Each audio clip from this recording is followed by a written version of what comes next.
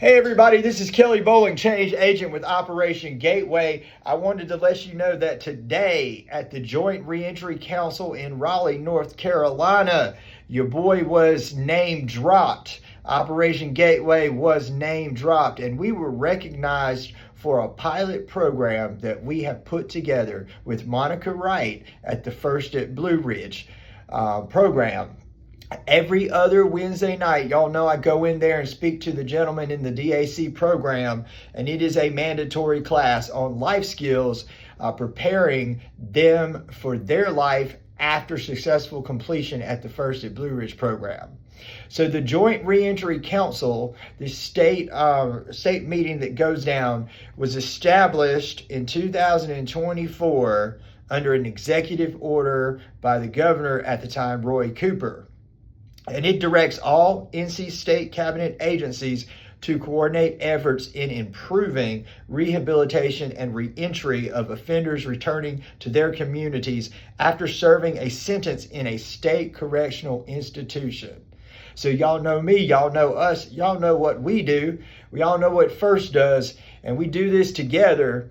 And today at the meeting, which was live streamed, I'm about to show y'all, Monica Wright talked about this class and this program that we're putting together, and it is truly innovative, and I think it provides a lot of value, and I'm excited that everybody at the Joint Reentry Council got to learn about it from our partner, Monica Wright. So I'm going to let y'all look at it. Here we go. Let me tap out. Let me see. Let's play this right here.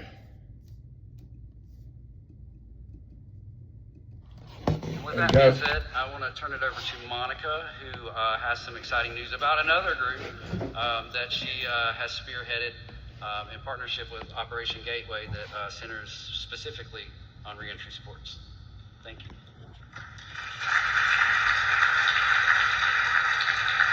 Good morning, everybody. My name's Monica Wright. I'm super excited to be here this morning. As Joe just mentioned, along with the other curriculum, we have introduced in November the very first reentry support group. So although we are always touching base on substance use disorder and trauma and mental health, I was trying to think outside the box, being formerly incarcerated, that we really needed a setting for them to discuss the trauma, ask the questions, and say, what do I do now? So I reached out to Operation Gateway. He paired me up with Kelly Bowling, came up with his own life skills curriculum. So we are currently building the playbook on how to do this. And it's always fun and exciting to do something new. We always want to take suggestions of what anybody may think needs to go in this playbook. So far, we have done understanding and avoiding crash out, meaning, yes, you need to get out. We need to get IDs. We need to get social security cards. We need to get resumes. We need to get a job. We have to have a bank account. And then where am I going to live? These are all things that they're thinking of while they're in there. And then they have a certain idea of how it's going to flow when they get out. And one of the many blessings at First is we kind of have that all figured out for you. So you're not having to go at that alone, right? So we get through that process, and then they start working, and their minds are still racing on what am I going to do next. So the first piece of curriculum, or the first time that we had this meeting, it was to address the crash out. And that's to slow down. You've got to take care of yourself. If you forget about yourself, none of the other things are going to matter, because you're going to spiral down that old pattern and ways of doing things, right? So Kelly had an amazing way of going through that. We are doing this bi-weekly. So we've got this going on with Kelly Bowling every other Wednesday, and then the ladies get to meet with Lynn bi-weekly. So we're getting to touch and giving them an intimate atmosphere to be vulnerable or talk about things that might be a little harder to open up in a co-ed kind of setting. The second one was understanding and navigating finances. that is one that is going to be a repeat. We're going to have several sessions on that. Kelly has got a great plan. They've came up with different kind of games to do this with. There's curriculum. There's like hands-on-hand activity.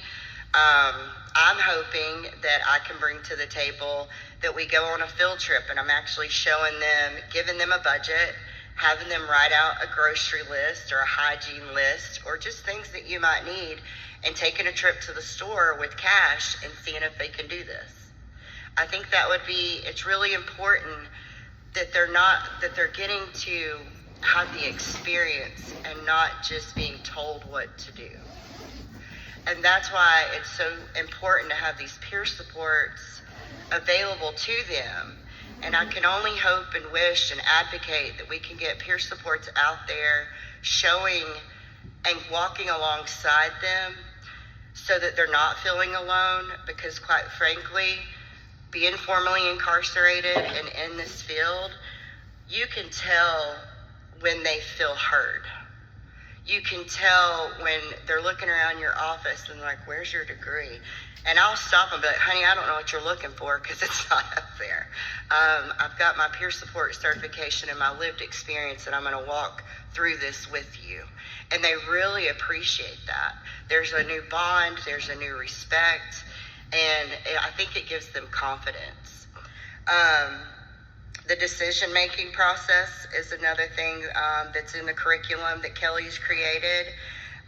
So what are you going to do? Meaning, what are you going to do when times get hard? What are you going to do when the butterflies and the rainbows, the clouds come out, right? What does support look like to you? And learning how to navigate asking for help, being able to accept help, knowing that you're worthy of that help. So we've just gotten this started. It was the second week of November, right after we were all, Yancey County, I think. So it's really going well. Everybody's really enjoying it. This work just brings so much joy to us at first. Of course, we have hard days. I mean, that's a given. But when we've gone through it and we see the potential in these individuals that are coming in our doors, we just want to show them love. And there is a fine line and boundary of love and reality and what life is really going to be like. But whenever they know that they have support, it's like all staff, we connect with different individuals on different levels. And it's just such a pleasure to be a part of the growth and the opportunity of giving them a better life. Thank you.